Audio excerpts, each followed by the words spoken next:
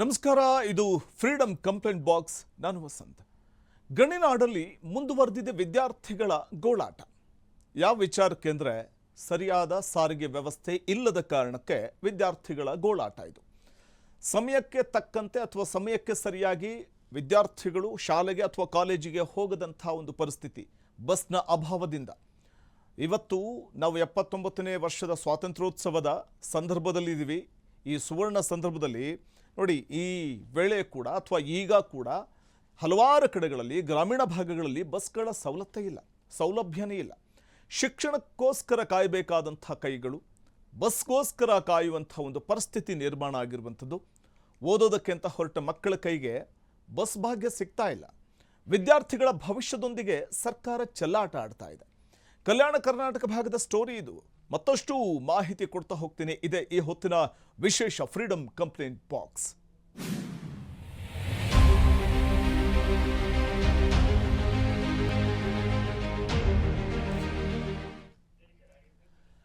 ಗಣಿನಾಡಲ್ಲಿ ಮುಂದುವರೆದಿದೆ ವಿದ್ಯಾರ್ಥಿಗಳ ಬಸ್ ಗೋಳಾಟ. ಶಿಕ್ಷಣಕ್ಕಾಗಿ ಕಾಯಬೇಕಾದಂಥ ಕೈಗಳು ಬಸ್ಗೋಸ್ಕರ ಕಾಯುವಂಥ ಒಂದು ಪರಿಸ್ಥಿತಿ. ಇದರಿಂದಾಗಿ ಸಮಯಕ್ಕೆ ಸರಿಯಾಗಿ ಶಾಲೆಗೆ ಅಥವಾ ಕಾಲೇಜಿಗೆ ಹೋಗೋಕ್ಕಾಗೋದಿಲ್ಲ. ಫಸ್ಟ್ ಪೀರಿಯಡ್ ಅಂತೂ ಮಿಸ್ ಆಗುತ್ತೆ. ಸಮಯಕ್ಕೆ ಸರಿಯಾಗಿ ಹೋಗ್ಲಿಕ್ಕಾಗಲಿಲ್ಲ ಅಂತಂದ್ರೆ ಇದು ಉತ್ತರ ಕರ್ನಾಟಕ ಭಾಗದಲ್ಲಿ ಕಂಡು ಬರ್ತಾ ಇರುವಂತಹ ಸಾರಿಗೆ ವ್ಯವಸ್ಥೆಯ ಅವ್ಯವಸ್ಥೆ. ವಿದ್ಯಾರ್ಥಿಗಳ ಭವಿಷ್ಯದ ಜೊತೆ ಸರ್ಕಾರ ಚೆಲ್ಲಾಟ ಆಡ್ತಾ ಇದೆಯಾ? ಕಲ್ಯಾಣ ಕರ್ನಾಟಕದಲ್ಲಿ ಸ್ಟೂಡೆಂಟ್ಸ್ ಕರುಣಾಜನಕ ದೃಶ್ಯ ಎಂಥವರ ಮನ ಕಲಕುವಂತೆ ಮಾಡಿಬಿಡುತ್ತೆ. ಕಂಪ್ಲಿಯಲ್ಲಿ ತೀವ್ರಗೊಂಡಿರುವಂಥದ್ದು ವಿದ್ಯಾರ್ಥಿಗಳ ಬಸ್ ಪರದಾಟ. ಬಸ್ ಬಾರದ ವಿದ್ಯಾರ್ಥಿಗಳಲ್ಲಿ ಆತಂಕ ಹೆಚ್ಚಾಗ್ತಾ ಇದೆ. ಬರುವ ಅಲ್ಪ ಸ್ವಲ್ಪ ಕೆಲವು ಬಸ್ನಲ್ಲಿ ಜೀವ ಕೈಯಲ್ಲಿಡಿದು ಹತ್ತುವಂಥ ಒಂದು ಪರಿಸ್ಥಿತಿ. ಹೆದರಿ ಹೆಣ್ಣು ಮಕ್ಕಳನ್ನ ಶಾಲೆಗೆ ಕಳುಹಿಸೋದಕ್ಕೆ ಪೋಷಕರು ಹಿಂದೇಟು ಹಾಕ್ತಾರೆ. ನೇತಾಡ್ಕೊಂಡು ಫುಟ್ಬೋರ್ಡಲ್ಲಿ ಹೋಗಬೇಕು. ಫುಲ್ ರಶ್ ಇರ್ತಾವ ಬಸ್ಗಳು. ಬರೋದೇ ಒಂದ ಎರಡ. ಬರೋ ಅಲ್ಪ ಸ್ವಲ್ಪ ಬಸ್ನಲ್ಲಿ ಜೀವ ಕೈಯಲ್ಲಿ ಇಟ್ಕೊಂಡು ಕೆಲವು ಬಸ್ನಲ್ಲಿ ಜೀವ ಕೈಯಲ್ಲಿ ಇಟ್ಕೊಂಡು ಹೋಗಬೇಕಾದಂಥ ಒಂದು ದುರವಸ್ಥೆ ಆ ಭಾಗದ ವಿದ್ಯಾರ್ಥಿಗಳದ್ದು. ಯಾಕಂದರೆ ಬಸ್ ಅನ್ನುವಂಥದ್ದು ಆ ಭಾಗದಲ್ಲಿ ಕೆಲವೇ ಬೆರಳೆಣಿಕೆಯಷ್ಟೇ, ಅಂದರೆ ಬೆರಳೆಣಿಕೆಯಷ್ಟು ಬಸ್ಗಳು. ಹಾಗಾಗಿ ಸ್ಟೂಡೆಂಟ್ಗಳು ಆ ಬಸ್ನಲ್ಲಿ ಹೋಗಬೇಕು ಅಂತಂದರೆ ಮೊದಲೇ ರಶ್ ಆಗಿರುತ್ತೆ. ಸಾರಿಗೆ ಇಲಾಖೆಯ ದಿವ್ಯ ನಿರ್ಲಕ್ಷ್ಯದಿಂದ ವಿದ್ಯಾರ್ಥಿಗಳ ಪಾಡು ಹೇಳುತ್ತಿರೋದು. ಪಾಠ ಕಲಿಯೋದಕ್ಕಿಂತ ಬಸ್ಗೋಸ್ಕರ ಕಾಯೋದೇ ದೊಡ್ಡ ಸಾಹಸ ಇಲ್ಲಿ. ಸ್ಥಳೀಯ ಆಡಳಿತ ಸಾರಿಗೆ ಇಲಾಖೆ ವಿರುದ್ಧ ಸಾರ್ವಜನಿಕರು ಆಕ್ರೋಶ ಹೊರಹಾಕ್ತಾ ಇದ್ದಾರೆ. ಸಾರಿಗೆ ಇಲಾಖೆಯ ವೈಫಲ್ಯದಿಂದ ವಿದ್ಯಾರ್ಥಿಗಳ ಭವಿಷ್ಯಕ್ಕೆ ಬ್ರೇಕ್ ಬೀಳ್ತಾ ಇದೆ. ಜನಪ್ರತಿನಿಧಿಗಳ ಮೌನಕ್ಕೆ ಕಂಪ್ಲಿ ವಿದ್ಯಾರ್ಥಿಗಳಿಂದ ತೀವ್ರ ಆಕ್ರೋಶ ವ್ಯಕ್ತವಾಗ್ತಾ ಇದೆ. ಜನಪ್ರತಿನಿಧಿಗಳ ಕಣ್ಣು ಕುರುಡಾಗಿಬಿಟ್ಟಿದೆ, ಕಾಣಿಸೋದೇ ಇಲ್ಲ ಅವರಿಗೆ. ಕಂಪ್ಲಿ ಗ್ರಾಮೀಣ ವಿದ್ಯಾರ್ಥಿಗಳ ಗೋಳು ಕೇಳೋರೇ ಇಲ್ಲ. ವಿದ್ಯಾರ್ಥಿಗಳ ಬಸ್ ಸಮಸ್ಯೆಗೆ ಶಾಶ್ವತ ಪರಿಹಾರ ಯಾವಾಗ? ಅಧಿಕಾರಿಗಳ ಕಣ್ಣು ತೆರೆಸೋದಕ್ಕೆ ಮುಂದಾಗ್ತಾರಾ ಸ್ಥಳೀಯ ಜನಪ್ರತಿನಿಧಿಗಳು? ಸ್ಥಳೀಯರು ಮಾಡಬೇಕಿದನ್ನ. ಜನಪ್ರತಿನಿಧಿಗಳು ತಲೆ ಕೆಡಿಸ್ಕೊಳ್ಳೋದಿಲ್ಲ. ಅವ್ರೇನಿದ್ರು ಎಲೆಕ್ಷನ್ ಬಂದಾಗ ಮಾತ್ರ ತಲೆ ಕೆಡಿಸ್ಕೊಳ್ಳೋದು ಅಷ್ಟೇ. ಅಲ್ಲಿ ಬಸ್ಗಳಿಲ್ಲ ಅಂತಂದ್ರೆ ನಾವು ಉತ್ತರ ಕರ್ನಾಟಕ ಭಾಗದಲ್ಲಿ ನಾವು ನೋಡ್ತಿದ್ವಿ. ನೀವು ಸಕಲೇಶ್ಪುರ ಭಾಗಕ್ಕೆ ಹೋಗಿ ಸಾಕು, ಅಂದರೆ ರಾಜ್ಯದ ನಾನಾ ಭಾಗಗಳಿಗೆ ಹೋಗಿ ಬಸ್ಗಳ ವ್ಯವಸ್ಥೆ ಇರೋದಿಲ್ಲ. ಬೆಳಗ್ಗೆ ಸಮಯಕ್ಕೆ ಸರಿಯಾಗಿ ಶಾಲೆ ಕಾಲೇಜಿಗೆ ಹೋಗಲಿಕ್ಕೆ ಸ್ಟೂಡೆಂಟ್ಗಳಿಗೆ ಬಸ್ ಸಿಗೋದಿಲ್ಲ, ಅಥವಾ ಸಂಜೆ ಮನೆಗೆ ಹೋಗ್ಲಿಕ್ಕೂ ಬಸ್ ಸಿಗೋದಿಲ್ಲ. ಇರೋ ಒಂದೋ ಎರಡೋ ಬಸ್ಗಳು, ಅದರಲ್ಲೇ ಹೇಗೋ ಹೋಗಬೇಕಾದಂಥ ಒಂದು ಪರಿಸ್ಥಿತಿ. ಇಲ್ಲಾಂದ್ರೆ ಫುಟ್ಬೋರ್ಡಲ್ಲಿ ನಿಂತ್ಕೊಂಡು ನೇತಾಡ್ಕೊಂಡು ಹೋಗಬೇಕು. ಯಾರಾದರೂ ಆಯಾ ತಪ್ಪಿ ಜಾರಿ ಬಿದ್ದರೆ ಮುಗಿದೋಯ್ತು ಅವ್ರ ಕತೆ. ಇಂಥ ಸನ್ನಿವೇಶಗಳು ನಡೀತಾ ಇದ್ರೂ ಕೂಡ ಕಣ್ಮುಚ್ಚಿ ಕುಳಿತಿದೆ ಸರ್ಕಾರ. ಅಧಿಕಾರಿಗಳು ಕಣ್ಮುಚ್ಚಿ ಕುಳಿತಿದ್ದಾರೆ. ವೀಕ್ಷಕರೇ, ಚಪ್ಪಾಳೆ ಹೊಡೆಯೋದಕ್ಕೆ ಒಂದೊಳ್ಳೆ ಕೈಗಳು ಬೇಕು. ದೇಶದ ಭವಿಷ್ಯ ರೂಪಿಸೋದಕ್ಕೆ ಸುಂದರವಾದ ಶಾಲೆಗಳು ಬೇಕು ಅಂತಾರೆ. ಆದರೆ ಬಳ್ಳಾರಿ ಜಿಲ್ಲೆಯ ಕಂಪ್ಲಿ ತಾಲೂಕಿನಲ್ಲಿ ಮಾತ್ರ ಶಾಲೆಗೆ ಹೋಗುವ ವಿದ್ಯಾರ್ಥಿಗಳು ಪಡ್ತಾ ಇರುವಂಥ ಪಾಡು ನೋಡಿದ್ರೆ ಕಣ್ಣೀರು ಬರುತ್ತೆ, ಅಯ್ಯೋ ಅನಿಸ್ಬಿಡುತ್ತೆ. ಸಮಯಕ್ಕೆ ಸರಿಯಾಗಿ ಬಸ್ಗಳು ಬರೋದೆ, ಬಸ್ ಹತ್ತೋದಕ್ಕೆ ಬರುವಂಥ ಒಂದು ಬಸ್ಸೋ ಎರಡು ಬಸ್ ಹತ್ತೋದಕ್ಕೆ ಹರಸಾಹಸ ಪಟ್ಟು ಕೊನೆಗೂ ಪ್ರಾಣವನ್ನು ಪಣಕ್ಕಿಟ್ಟು ಒಂದು ಫುಟ್ಬೋರ್ಡ್ ಮೇಲೆಯೇ ನೇತಾಡಿಕೊಂಡು ಶಾಲೆಗೆ ಹೋಗುವಂಥ ಒಂದು ದಯನೀಯ ಪರಿಸ್ಥಿತಿ ಇದೆ. ಬನ್ನಿ ನೋಡ್ಕೊಂಬರೋಣ ಈ ಬಗ್ಗೆ ಫ್ರೀಡಮ್ ಟಿವಿ ಕಂಪ್ಲೇಂಟ್ ಬಾಕ್ಸ್ನಲ್ಲಿ ಸ್ಟೋರಿಯನ್ನು.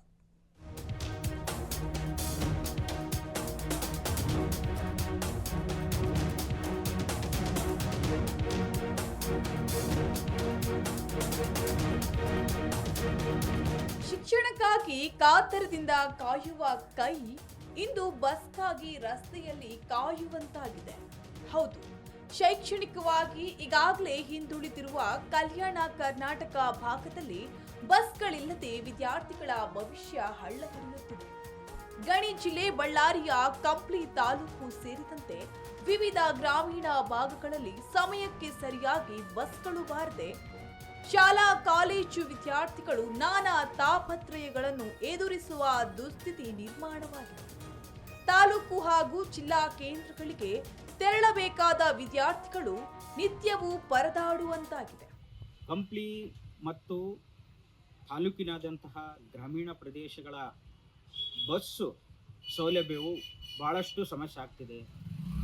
ಇದನ್ನು ಸರಿಪಡಿಸಬೇಕಾದಂತಹ KSRTC ಅವರು ಅಧಿಕಾರಿಗಳು ಮುತುವರ್ಜಿ ವಹಿಸ್ತಾ ಇಲ್ಲ. ಇದು ಜನಪ್ರತಿನಿಧಿಗಳಿಗೂ ಗಮನಕ್ಕೆ ಬರ್ತಾ ಇಲ್ಲ. ಈ ಬಸ್ ಸಮಸ್ಯೆಯಿಂದ ನೂರಾರು ವಿದ್ಯಾರ್ಥಿಗಳಿಗೆ ಶೈಕ್ಷಣಿಕವಾಗಿ ಶಾಲಾ ಕಾಲೇಜು ವಿದ್ಯಾರ್ಥಿಗಳಿಗೆ ಬಹಳಷ್ಟು ತೊಂದರೆ ಆಗ್ತಿದೆ. ಈ 6 ಗಂಟೆ ಆಯ್ತು ಅಂತಂದರೆ ಬಸ್ಗಳು ವ್ಯವಸ್ಥೆ ಇಲ್ಲ. ವಿದ್ಯಾರ್ಥಿಗಳು ಇದರಿಂದ ಎಷ್ಟು ಪರದಾಡ್ತಿದ್ದಾರೆ ಅಂತಂದರೆ ಹೇಳುತ್ತಿರೋದು. ಇದು ಸರ್ಕಾರಕ್ಕೆ ಡಿಪಾರ್ಟ್ಮೆಂಟ್ ಡಿಪೋ ಅಧಿಕಾರಿಗಳು ಗಮನಕ್ಕೆ ಬರ್ತಾ ಇಲ್ಲ.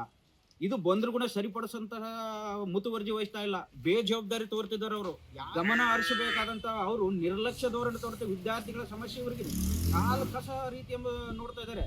ಇವ್ರಿಗೆ ಹೇಳೋರಿಲ್ಲ, ಕೇಳೋರಿಲ್ಲ. ಮೇಲಾಧಿಕಾರಿಗಳಿಗೆ ಭಯ ಇಲ್ಲ. ಮೇಲಾಧಿಕಾರಿಗಳೇ ವಿದ್ಯಾರ್ಥಿಗಳ ಪರವಾಗಿ ಕೆಲಸ ಮಾಡ್ತಾ ಇಲ್ಲ.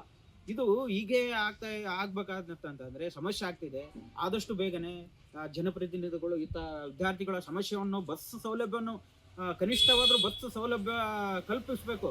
ನಾವು ಬಹಳಷ್ಟು ಸಾರಿ ಸಂಘ ಸಂಸ್ಥೆಯವರು ಮತ್ತು ಸಾಮಾಜಿಕ ಹೋರಾಟಗಾರರು ವಿದ್ಯಾರ್ಥಿಗಳ ಕಷ್ಟವನ್ನು ನೋಡಿ, ಅವರ ಬಸ್ ಸೌಲಭ್ಯ ಇಲ್ಲಾರ್ದನ್ನು ನೋಡಿ ಹಲವಾರು ಬಾರಿ KSRTC ಅವರಿಗೆ, ಡಿಪೋ ಅವರಿಗೆ, ಬಳ್ಳಾರಿ ಅವರಿಗೆ ಮಾತಾಡಿದ್ವಿ.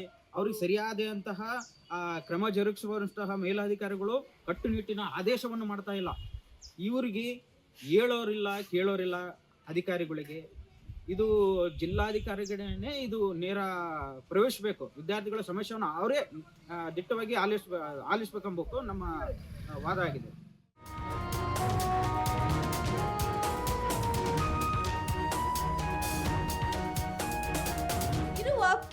ಕೆಲವು ಬಸ್ಗಳಲ್ಲಿ ಕಾಲಿಡಲು ಜಾಗವಿಲ್ಲದೆ, ಬೇರೆ ದಾರಿ ಇಲ್ಲದೆ ವಿದ್ಯಾರ್ಥಿಗಳು ಹಾಗೂ ವಿದ್ಯಾರ್ಥಿನಿಯರು ಜೀವವನ್ನು ಕೈಯಲ್ಲಿ ಹಿಡಿದು ಪ್ರಯಾಣಿಸುತ್ತಿದ್ದಾರೆ. ಬಸ್ ಒಳಗೆ ಜಾಗವಿಲ್ಲದೆ ಮೆಟ್ಟಿಲುಗಳ ಮೇಲೆ ನೇತಾಡಿಕೊಂಡು ಶಾಲೆ ಕಾಲೇಜುಗಳಿಗೆ ಹೋಗುವುದು ಅನಿವಾರ್ಯವಾಗಿದೆ. ಮಕ್ಕಳ ಪ್ರಾಣದೊಂದಿಗೆ ಚೆಲ್ಲಾಟವಾಡುತ್ತಿರುವ ಈ ವ್ಯವಸ್ಥೆಯನ್ನು ಕಂಡು ಪೋಷಕರು ಆತಂಕಗೊಂಡಿದ್ದಾರೆ. ಹೆಣ್ಣು ಮಕ್ಕಳ ಸುರಕ್ಷತೆಯ ದೃಷ್ಟಿಯಿಂದ ಹಾಗೂ ವಿದ್ಯಾಭ್ಯಾಸಕ್ಕೆ ತೊಂದರೆಯಾಗಬಾರದೆಂಬ ಕಾರಣಕ್ಕೆ ಮಕ್ಕಳನ್ನು ಶಾಲೆಗೆ ಕಳುಹಿಸುವುದೇ ಬೇಡವೇ ಎಂಬ ಆತಂಕಕಾರಿ ಯೋಚನೆಗೆ ಪೋಷಕರು ಜಾರಿದ್ದಾರೆ.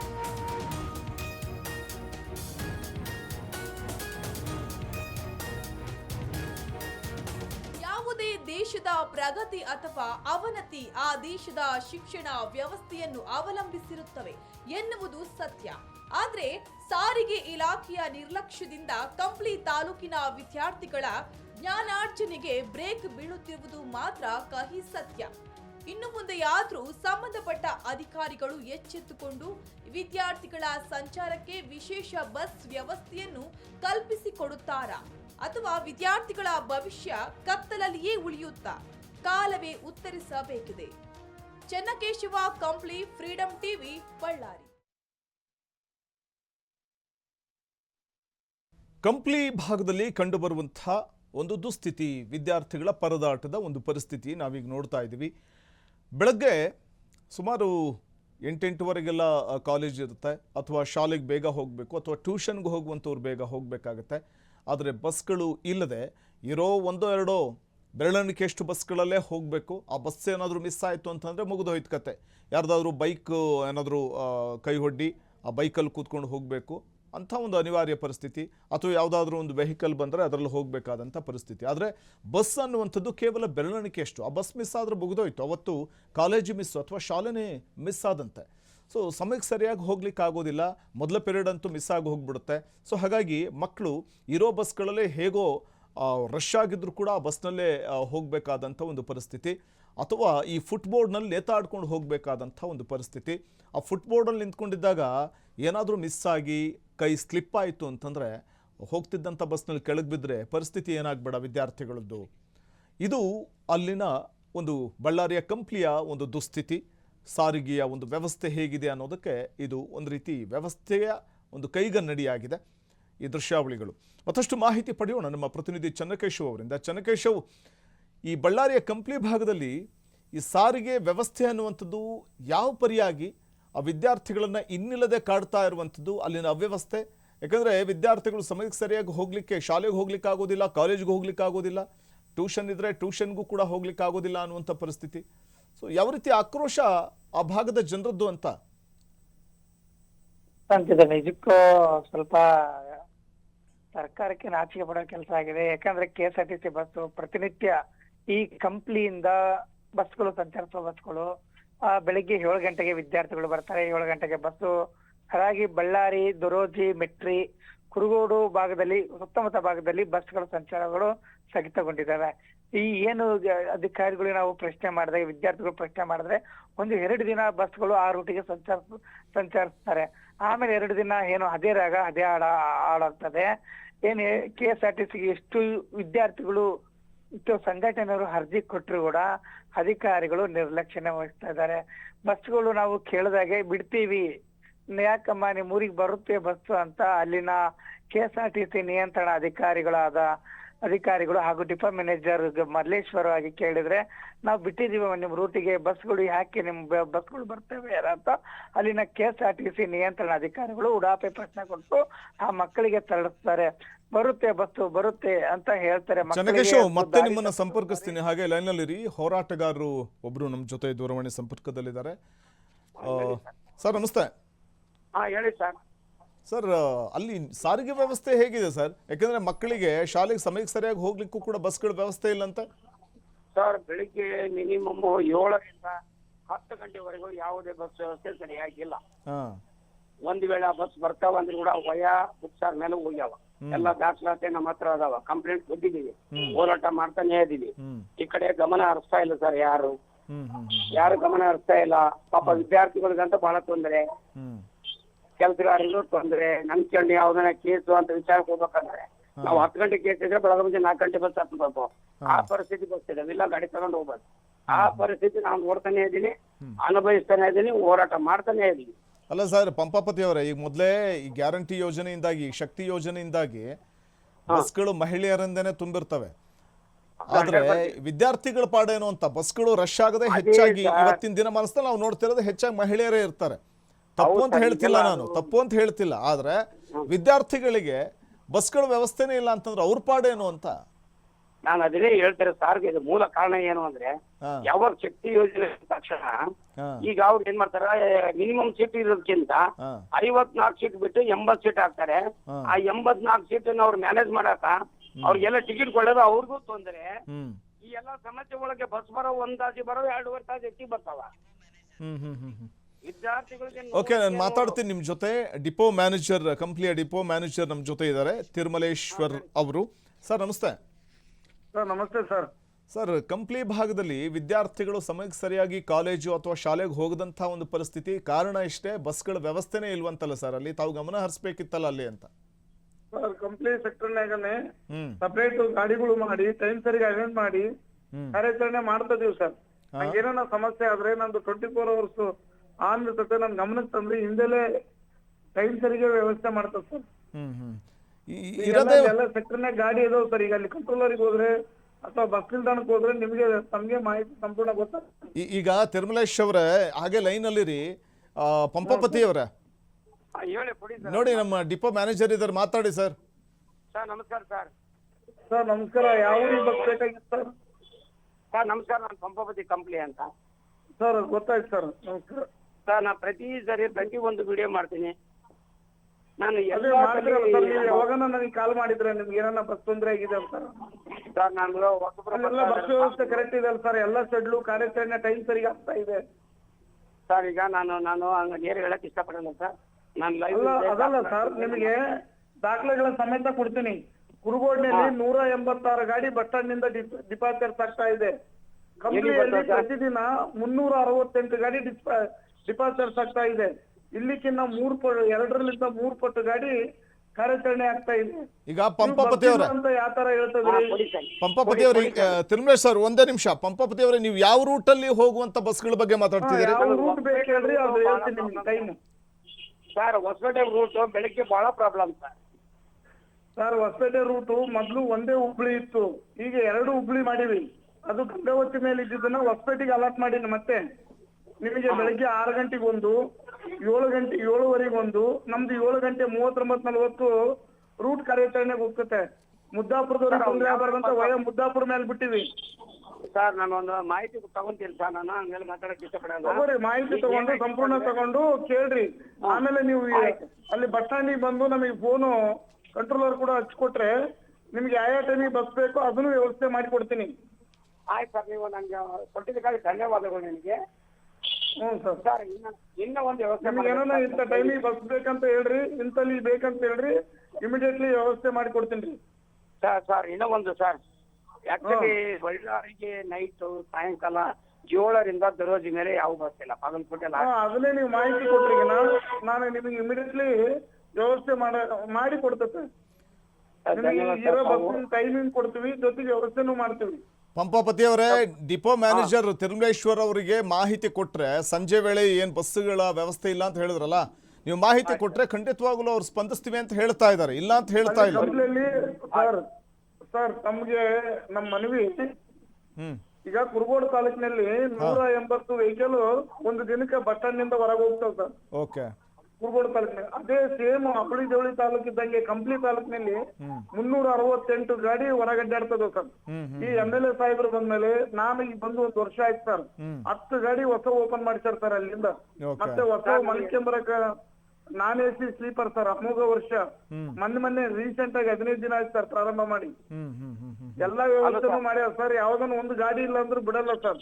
MLA ಸಾಹೇಬ್ರು ಅಷ್ಟ ಫಾಲೋಪ್ನಾಗ ಅದಾರ ಸರ್. ಪಂಪಪತಿ ಏನೋ ಹೇಳ್ತಾ ಇದ್ರಿ? ಕೊಡ್ರಿ ಇಲ್ಲಿ ಸರ್. ನೋಡ್ರಿ, ನಾವು ಶಾಸಕರು ಮೊನ್ನೆ ಬಸ್ ಬಿಟ್ಟಿದ್ದಕ್ಕಾಗಿ ಅವ್ರಿಗೂ ಧನ್ಯವಾದ ಹೇಳಿದ್ವಿ. ನಾವು ಖುಷಿಯಾಗಿದ್ದೀನಿ. ನಾನು ಯಾವುದೇ ಬಿಟ್ಟಾಗ ನಾನು ರೆಸ್ಪಾನ್ಸ್ ಮಾಡಿದಾಗ ಅವ್ರಿಗೆ ಗೌರವಿತವಾಗಿ ಧನ್ಯವಾದಗಳು ಹಾಕಿ ವಿಡಿಯೋ ಹಾಕಿ ವಾಟ್ಸಪ್ ಕಳಿಸ್ತೀನಿ. ಒಂದ್ ನಿಮಿಷ ಸರ್, ಒಂದ್ ನಿಮಿಷ, ತಿರುಮಲೇಶ್ವರ್ ಮಾತಾಡ್ತಿದ್ದಾರೆ ಕೇಳಿ. ಒಂದೇ ನಿಮಿಷ ಸರ್. ಏನಿಲ್ಲ, ನಿನ್ನೆನೆ ಸಾಹೇಬ್ರು ಹೇಳಿ ನಿನ್ನೆ ಹೊಸ ರೂಟ್ ಓಪನ್ ಮಾಡಿವಿ ಸರ್ ಸೋಮವಾರ ದಿನಾನೇ. ಯಾವ ರೂಟ್ ಅಲ್ಲಿ ಬಸ್ ಇಲ್ಲ ಅಂತ ಹೇಳ್ತಿದ್ರು ಸರ್. ಯಾವ ರೂಟ್ ಅಲ್ಲಿ? ಕಂಪ್ನಿಯಿಂದ ಹೊಸ ನೆಲ್ಲೂಡಿ, ಚಿಕ್ಕ ಜಾಜಿಗನೂರು, ಹಿರೇಜಾಜಿಗನೂರು, ರೆಗ್ಯುಲೇಟರ್ ಕ್ಯಾಂಪು, ಜೌಕು, ಹೊಸ ಜೌಕು, ಅಲ್ಲಿಂದ ಜೀರಿಗಿನೂರು, ಆಮೇಲೆ ಇದು ಗೋನಾಳು, ಹಂಪದೇವನಹಳ್ಳಿ, ಅಲ್ಲಿಗೆ ಹೋಗಿ ಮತ್ತೆ ಒಳ್ಳೆ ಶಾಲಾ ಮಕ್ಕಳಿಗೆ ಅನುಕೂಲ ಆಗ್ಲಂತ 60 ಮಕ್ಕಳಿಗೆ ನಡೆದು ಹೋಗ್ತಾರನ್ನ ಸುದ್ದಿ ಬಂದಾಗಳಿಂದ ಅಲ್ಲಿ ಕಾರ್ಯಾಚರಣೆ ಆಗ್ಲಂತ MLA ಸಾಹೇಬರು ಪರ್ಸನಲ್ ಇಂಟ್ರೆಸ್ಟ್ ತಗೊಂಡು ಅದು ಕಾರ್ಯಾಚರಣೆ ಮಾಡಕ್ ಕೂಡ ಪ್ರಾರಂಭ ಮಾಡಿವಿ ಸರ್. ಇಂತಲ್ಲಿಲ್ಲ ಅಂದ್ರೆ ಇಮಿಡಿಯೇಟ್ಲಿ ಬಸ್ ಬಿಡ್ತೀನಿ sir. Okay sir, okay. Thank you. Freedom TV ಜೊತೆ ಮಾತಾಡಿದ್ದಕ್ಕಾಗಿ ತಿರುಮಲೇಶ್ವರ್ ಅವರೇ. ಕಂಪ್ಲೀಟ್ ಡಿಪೋ ಮ್ಯಾನೇಜರ್ ತಿರುಮಲೇಶ್ವರ್ ಹೇಳ್ತಾ ಇದ್ರು, ನಾವು ಖಂಡಿತವಾಗ್ಲೂ ಕೂಡ ಬಸ್ಗಳನ್ನು ಹೆಚ್ಚಾಗಿ ಬಿಡ್ತಾ ಇದ್ವಿ. ಸಾರ್ವಜನಿಕರು ಹಾಗೇನಾದರೂ ಇದ್ರೆ ದೂರನ್ನು ಕೊಟ್ಟರೆ ಖಂಡಿತವಾಗ್ಲೂ ಅದನ್ನು ಪರಾಮರ್ಶಿಸ್ತೀವಿ ಅನ್ನುವಂಥ ಮಾತನ್ನು ಡಿಪೋ ಮ್ಯಾನೇಜರ್ ಹೇಳ್ತಾ ಇದ್ರು. ಎಸ್, ಇನ್ನು ವೀಕ್ಷಕರೇ, ನೀವು ಯಾವುದೇ ರೀತಿಯ ಸಮಸ್ಯೆಗಳನ್ನ ತಾಲೂಕು ಅಥವಾ ಜಿಲ್ಲಾವಾರು ಯಾವುದೇ ರೀತಿಯ ಸಮಸ್ಯೆಗಳಿದ್ದರೆ ಬಂದು ಖಂಡಿತವಾಗ್ಲೂ ನಮ್ಮನ್ನು ಸಂಪರ್ಕಿಸಬಹುದು.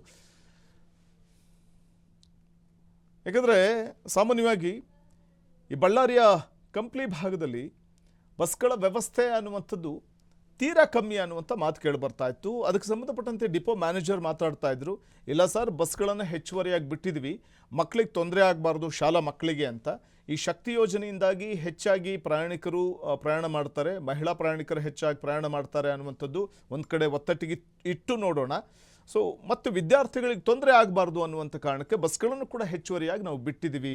ಯಾಕೆಂದರೆ ನಿಗದಿತ ಸಮಯಕ್ಕೆ ಶಾಲಾ ಕಾಲೇಜಿಗೆ ಹೋಗಬೇಕಾಗುತ್ತೆ, ಅಥವಾ ಬೆಳಗಿನ ಟ್ಯೂಷನ್ಗೆ ಹೋಗುವಂಥ ಮಕ್ಕಳಿರ್ತಾರೆ, ಅವರೆಲ್ಲರೂ ಕೂಡ ಸಮಯಕ್ಕೆ ಸರಿಯಾಗಿ ಟ್ಯೂಷನ್ಗೆ ಹೋಗಬೇಕು ಅಥವಾ ಶಾಲಾ ಕಾಲೇಜ್ಗೆ ಹೋಗಬೇಕು. ಇಲ್ಲ ಅಂತಂದರೆ ಫಸ್ಟ್ ಪೀರಿಯಡ್ ಮಿಸ್ ಆಗಿಬಿಟ್ರೆ ಆ ಒಂದು ಫಸ್ಟ್ ಪೀರಿಯಡ್ನಿಂದಲೇ ವಂಚಿತರಾಗುವಂಥ ಸಾಧ್ಯತೆಗಳು ತೀರಾ ಇರುತ್ತೆ. ಹಾಗಾಗಿ ಆ ರೀತಿಯ ಒಂದು ಅವ್ಯವಸ್ಥೆಗಳಾಗದಂತೆ ನಾವು ನೋಡ್ಕೊಳ್ತಾ ಇದ್ದೀವಿ ಅಂತ ಡಿಪೋ ಮ್ಯಾನೇಜರ್ ಹೇಳ್ತಾ ಇದ್ದಾರೆ.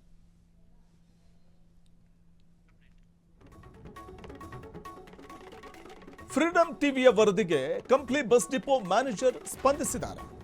ವಿದ್ಯಾರ್ಥಿಗಳಿಗೆ ಅನುಕೂಲವಾಗುವಂತೆ ಬಸ್ ವ್ಯವಸ್ಥೆಯನ್ನು ನಾವು ಮಾಡಿದ್ದೀವಿ ಅಂತ ಹೇಳ್ತಿದ್ದಾರೆ.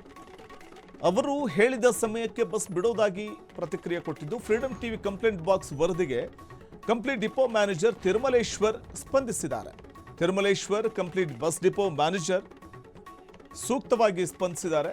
ನಾವು ಹೆಚ್ಚುವರಿ ಬಸ್ಗಳನ್ನೇ ಬಿಡ್ತಾ ಇದ್ದೀವಿ, ಮುಖ್ಯವಾಗಿ ವಿದ್ಯಾರ್ಥಿಗಳಿಗೆ ತೊಂದರೆ ಆಗಬಾರ್ದು ಅನ್ನುವಂಥ ಕಾರಣಕ್ಕೆ ಆ ಭಾಗದ ಶಾಸಕರು ಕೂಡ ನಮ್ಮನ್ನು ಸಂಪರ್ಕ ಮಾಡಿ ಮನವಿ ಮಾಡಿಕೊಂಡಾಗ ನಾವು ಕೂಡ ಹೆಚ್ಚುವರಿ ಬಸ್ಗಳನ್ನು ಬಿಡ್ತಿದ್ದೀವಿ ಅಂತ ಹೇಳ್ತಾ ಇದ್ದಾರೆ.